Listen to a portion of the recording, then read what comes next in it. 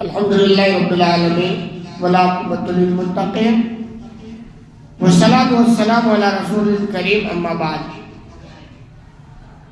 کل والے درس میں پارہ نمبر 21 کا کچھ خلاصہ پیش کی گئی تھی، جو باقی رہ گیا اس کے تعلق سے ہے کس بارے کہتے ہیں حضرت لقمان علیہ السلام کہ اپنے بیٹے کو کچھ وصیتیں جس کو 5 کی تعداد میں بیان کیا گیا۔ کون کون ہے؟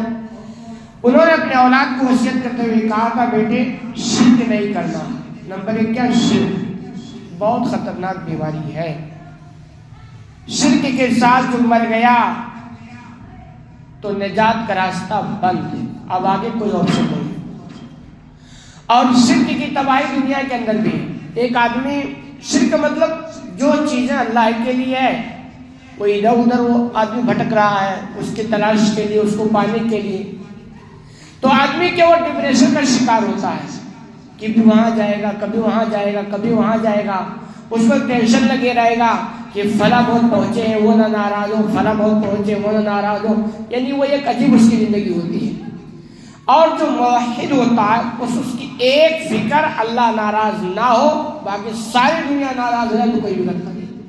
تو گویا توحید میں یہ ان کی جو وصیت اس میں مومن کو اطمینان کے ساتھ جینے کا حق حاصل ہے۔ اسی طرح انہوں نے یہ ان کی وصیت کی کہ اللہ تعالیٰ چھوٹی بڑی چیز اور عمل کو آخرت میں سامنے لے آئیں گے، یعنی جو کچھ بھی بندہ کرتا کوئی چھپے گی نہیں، بچے گی نہیں۔ اسی لیے انسان اس کو دیکھے گا تو کہے گا ما لہذا الکتاب لا یغادر صغیرۃ ولا کبیرۃ الا احصاها۔ اپنے نام اعمال کو انسان دیکھے گا تو کہے گا کیا کمال کا یہ نام اعمال ہے، جس نے چھوٹی چھوٹی اور بڑی بڑی کسی چیز کو بھی نہیں چھوڑ کے رکھا ہے۔ تو اللہ کا جو CCTV کیمرہ نا بڑا مضبوط ہے۔ آپ بالکل اس غلط فہمی میں نہ رہیں کہ ہم جو کچھ کریں گے وہ ڈھک چھپ جائے گی، ایسا نہیں ہے۔ تو ہر عمل کو اللہ سامنے لائے گا۔ اسی طرح نماز امر بالمعروف نہی عن المنکر، آزمائش میں صبر، اس کی بھی بات کی گئی ہے۔ نماز جو میں بارہا بولتا ہوں کہ مومن اور نماز نہ ہو بڑا عجوبہ ہے۔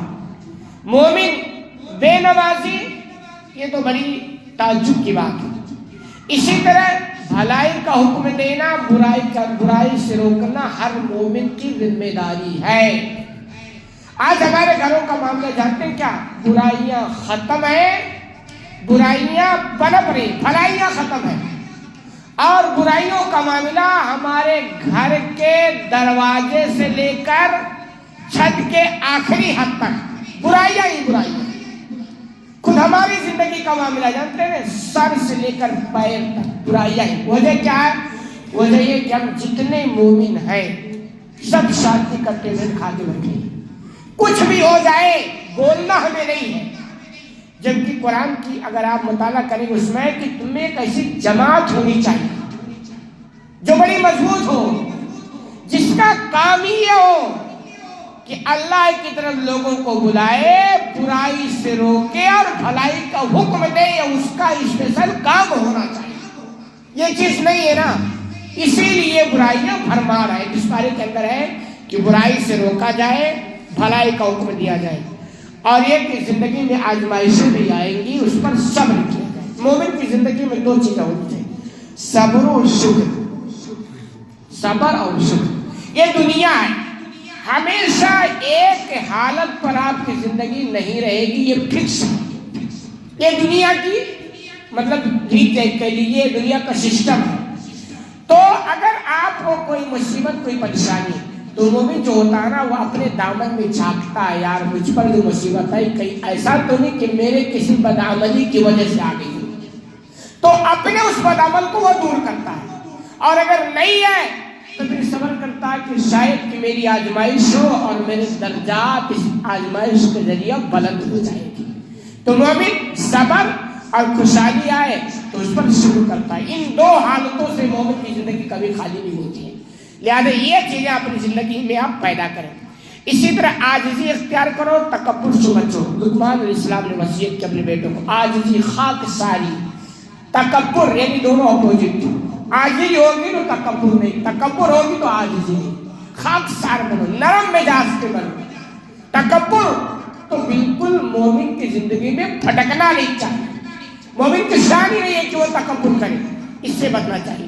اسی طرح معتدل چلو، مناسب آواز میں بات کرو۔ معتدل مطلب جب آپ چلو نا تو اعتدال کے راستے پر چلو، ایسا نہ ہو کہ سب آپ ہی کو دیکھتے رہ جائے کہ ایک آدمی چل رہا ہے تو اڑ رہا، اور اگر اسی پر گاڑی کو بھی قیاس کر لیا جائے تو کوئی برا نہیں ہوگا کہ گاڑی آپ چلائے نا تو اعتدال کے ساتھ، اتنا سلو بھی نہ چلائے کہ آپ کو لگے کہ گاڑی سے چل رہا ہوں کہ سائیکل سے چل رہا ہوں، اور اتنا بھی رفتار نہیں کہ لوگ صرف آپ ہی کو دیکھیں کہ یار کون چلا رہا، اعتدال کے راستے پر۔ اور آواز میں مناسب، یعنی بات جب آپ کریں تو آواز اعتدال پر ہو، یعنی ایسا نہیں کہ سامنے والے سمجھے کہ یہ مجھ سے بات کرا یا مجھ پر اپنا روپ جما رہا ہے، اور اتنا بھی سلو نہیں کہ بار بار اس کو کان پکڑنا لگے کہ محترم صاحب کیا فرما رہے ہیں۔ بالکل اعتدال، اسلام میں اعتدال ہے، نہ حد سے زیادہ ہے اور نہ نیچے، بالکل اعتدال کے راستے پر، یہ انہوں نے وصیت کی۔ اسی طرح توحید کے ضمن میں بتایا گیا کہ 5 چیزوں کا علم صرف اللہ ہی کو، 5 ایسی چیزیں ہیں جس کو اللہ کے علاوہ کسی کو پتہ نہیں، ولی انبیاء کسی کو بھی نہیں پتہ۔ کیا ہے؟ بارش کہاں اور کتنی برسے گی، اس کا علم صرف پتہ ہے۔ وہ موسم وبھاگ والے جو بتاتے ہیں نا، وہ کلی طور پر نہیں، وہ جزئی طور پر، جو کہ بارش سے پہلے موسم کے حالات بنتے ہیں، ان حالات کو دیکھتے ہوئے پیش گوئی کرتے ہیں، ورنہ وہ بتا نہیں سکتے۔ اور چونکہ ایک سسٹم ہے، کلی طور پر نہیں بتا سکتے، وہ تو حالات جو بنتے ہیں تو کہتے ہیں بھائی چونکہ ایسے حالات بنتے ہیں، پھر بارش ہوگی تو کہتے ہیں چانسز ہیں، اور بھی برسا ہوگا وہ غلط ثابت ہو جاتا ہے۔ تو بارش کہاں ہوگی، کتنی ہوگی، اللہ کے علاوہ کسی کو پتا نہیں۔ قیامت کب آئے گی، قیامت آئے گی پکی بات، کوئی شک نہیں، شک کرنے والا مومن نہیں ہے، لیکن کب آئے گی اللہ کے علاوہ کسی کو پتا نہیں۔ کیوں؟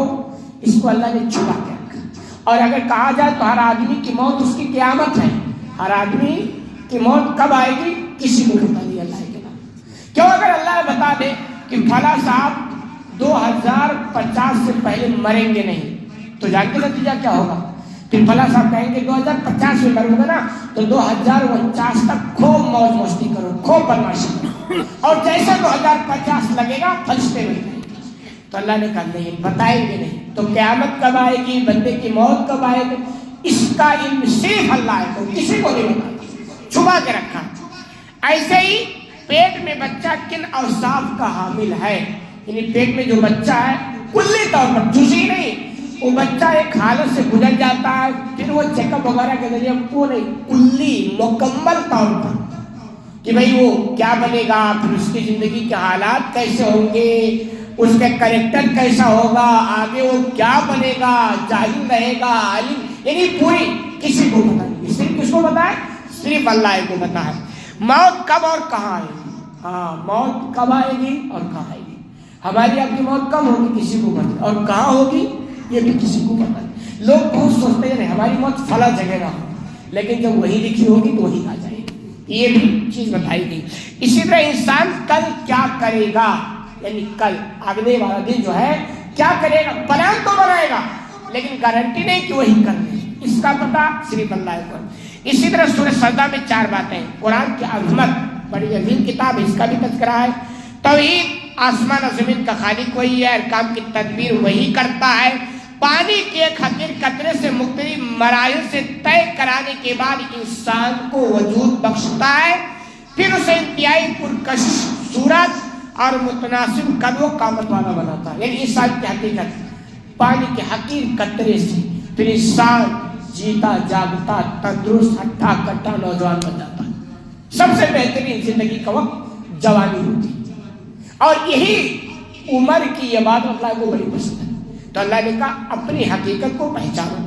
اسی طرح قیامت اس دن مجرم، قیامت کے دن مجرم اس دن سر جھکائے کھڑے ہوں گے، ان پر ذلت چھائی ہوگی، اور دنیا میں واپس آنے کی وہ تمنا کریں گے. یعنی جو مجرم ہوں گے جن کو ہو گیا کہ ہماری گاڑی پھنس گئی تو وہ سر جھکائے ہوئے. کبھی آپ عدالتوں میں جاؤ, دنیا کے مجرم ہوتے ہیں نا, وہاں پہ سر جھکا کے وہ کھڑے ہوتے ہیں اور چہرے کی حالت بڑی خراب ہوتی ہے. وہ تو آخرت کا دن ہوگا کہ فیصلہ بڑا سنگین ہے تو سر جھکا کے کھڑے ہوتے ہیں, لجا رہی ہوگی اور وہ تمنا کریں گے کاش ایک بار پھر ہم کو دنیا میں جانے کا موقع مل جائے. لیکن یہ ہونے والا نہیں ہے, اس لیے وہ دن آنے سے پہلے یہ دنیا جو ہمیں ملی ہے نا, اس میں ہم غنیمت سمجھیں.